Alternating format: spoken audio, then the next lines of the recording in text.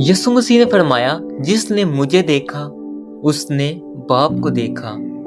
क्या ये मुमकिन है कि एक इंसान खुदा को देख ले? क्या ये अल्फाज सिर्फ एक नबी के थे या उस खुदा के जिसने आसमान और जमीन को बनाया? यही वो सवाल है जो हमें तस्लीस के राज की तरफ ले जाता है। खुदा एक है लेकिन अपनी जात में तीन है, बाप, बेटा और रूह कुद्स। रात के अंधेरों में जब इंसान आसमान की तरफ देखता है तो इस सितारों की बेशुमार रोशनी इसके दिल में एक सवाल जगाती है, क्या खुदा एक है या एक से बढ़कर कुछ है? पुराने अहदनामे के सफ़ों को खोले तो हमें एक ही खुदा की आवाज सुनाई देती है, सुन ऐ इस्राएल, हमारा खुदा एक ही खुदा है। लेकिन फिर इसी खुदा के अल्फाज में एक अजब पहेली छुपी है। आओ हम इंसान को अपनी सूरत पर बनाएं। ये हम कौन है? क्या खुदा किसी और से मशवरा कर रहा था? नहीं, यही तस्लीस का पहला अक्स है। इब्तिदा में कलाम था और कलाम खुदा के साथ था और कलाम खुदा था और वही कलाम जिस्म बना, यानी यीशु मसीह, ताकि हमें खुदा की मोहब्बत दिखाए। फिर पानियों पर खुदा की रूह जुम्बस करती थी। यूं आगाज में ही तीन पहलू सामने आते हैं, बाप खालिके कायनात, बेटा कलाम और निजात दहिंदा रूह कुद्स जिंदगी की सांस। तस्लीस का मतलब तीन खुदा नहीं बल्कि एक ही खुदा जो अपनी जात में तीन अकानीम में जाहिर होता है। ये कोई इंसानी फलसफा नहीं बल्कि इंसानी हकीकत है। इब्तिदा में कुछ ना था, ना आसमान, ना जमीन, ना रोशनी, सिर्फ खुदा की हजूरी थी। पैदाइश 1 बाब 1 आयत में लिखा है, इब्तिदा में खुदा ने आसमान और जमीन को पैदा किया। लेकिन गौर करो, आयत नंबर 2 में लिखा है, जमीन वीरान और सुनसान थी और अंधेरा गहरे पानियों पर था और खुदा का रूह पानियों की सतह पर जुम्बिश करती थी। यहाँ हमें रूह कुद्स का पहला जिक्र मिलता है। फिर आयत 3 कहती है, खुदा ने कहा रोशनी हो जाओ और रोशनी हो गई। ये कहा सिर्फ अल्फाज ना थे बल्कि कलाम था जो बाद में यूहन्ना की इंजील में बेटे के तौर पर जाहिर होता है।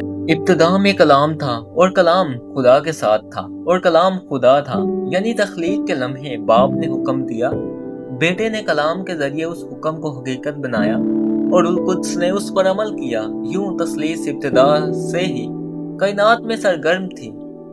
जब खुदा ने आदम को बनाया उसने सिर्फ मिट्टी नहीं इस्तेमाल की, उसने अपनी सांस फूंकी। ये सांस दरअसल रूह कुद्स की जिंदगी बख्शने वाली कुव्वत थी।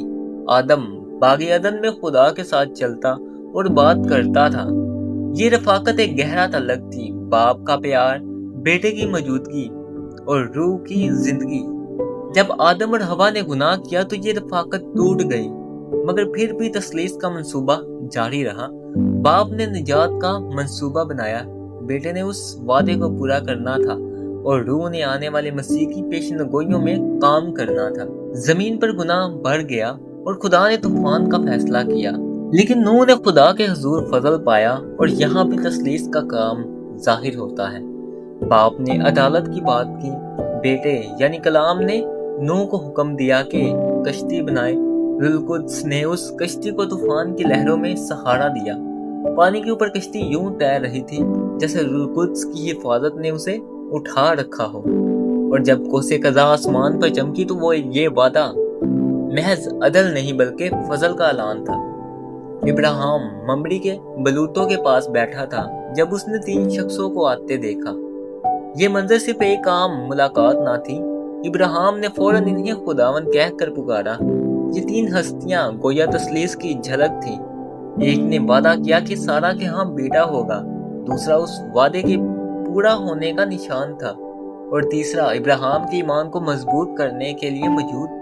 यहाँ हम देखते हैं कि बाप वादे का खालिक है, बेटा वादे की तकमील है और रूह उस पर ईमान दिलाने वाला है। यसाया नबी ने खुदावन को तख्त पर बैठे देखा और सराफीम पुकारते थे, पाक पाक पाक, खुदावन लश्करों का खुदा है। ये 3 बार पाक कहना महज तकरार ना था, ये तस्लीस का एक राज था बाप तख्त पर है, बेटा आने वाला है ताकि निजात दे और रुल कुद्स पाकीज़गी का इजहार है। यही वजह है कि यसाया नबी ने बाद में मसीह के आने की पेशनगोई की कि हमारे लिए एक लड़का वलद होगा और हमें एक बेटा बख्शा जाएगा। यसु जब यरदन में बपतिस्मा लेने आए, 3 चीजें एक साथ जाहिर हुई। यसु पानी में खड़ा है, आसमान से बाप की आवाज आई, ये मेरा प्यारा बेटा है जिससे मैं खुश हूँ। रूह कुद्स कबूतर की मानित उस पर नाजिल हुआ। ये मंजर तस्लीस का सबसे रोशन और मुकम्मल इजहार है। यसु मसीह ने बार बार कहा कि बाप ने मुझे भेजा है और फिर वादा किया कि मैं तुम्हें दूसरा मददगार भेजूंगा। ये तस्लीस का अमली पहलू है। बाप भेजने वाला है, बेटा निजात देने वाला है और रूह कुद्स तसल्ली देने वाला है। ये तालीम सिर्फ थ्योरी ना थी। पतरस, यूहन्ना और पौलुस ने अपनी जिंदगियां इस हकीकत की बुनियाद पर गुजारी। पेंटिकोस्त के दिन शागिर्दों पर आग की जुबानें नाजिल हुई। रूह कुद्स ने इन्हें कुव्वत बख्शी। वो बेटे की खुशखबरी सुनाने लगे और बाप ने उनके पैगाम की तस्दीक निशानियों और मौजज़ों के साथ की। ये वो दिन था जब कलीसिया पैदा हुई। यूं तस्लीस ने मिलकर नजात की खुशखबरी दुनिया में भेजी। पौलुस रसूल ने कहा, खुदा की मोहब्बत, खुदा में यसु मसीह का फजल और रूह कुद्स की रफाकत तुम सब के साथ हो। ये तस्लीस की एक जामा तारीफ है। बाप मोहब्बत है, बेटा फजल है, रूह रफाकत है। ये अल्फाज उस जमाने में लिखे गए जब कलीसिया रोमी जुल्म के नीचे थी, मगर तस्लीस का पैगाम इन्हें कुव्वत और उम्मीद देता था। तस्लीस का राज कोई पहेली नहीं बल्कि मोहब्बत का रिश्ता है। बाप की मोहब्बत, बेटे का फजल और रूह कुद्स की रफाकत हमेशा कायम है। जैसे बाप अज़ल से बेटे को प्यार करता है और रूह कुद्स इस मोहब्बत को बांधता है, वैसे ही हम सब को भी इस मोहब्बत में शामिल किया गया है। यही वजह है कि यसु मसीह ने दुआ की, ऐ बाप, जिस तरह तू मुझ में है और मैं तुझ में हूँ, वैसे ही वो भी हम में हो। जब हम तस्लीस को समझते हैं तो हमें खुदा का असल चेहरा नजर आता है। खुदा वाहिद है, लेकिन वो तन्हा नहीं, वो मोहब्बत है और ये मोहब्बत हमें भी अपने अंदर शामिल करती है। लिहाजा याद रखें, खुदा एक है लेकिन अपनी जात में 3 है, बाप, बेटा और रूह कुद्स।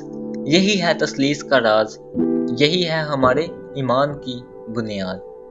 आमीन।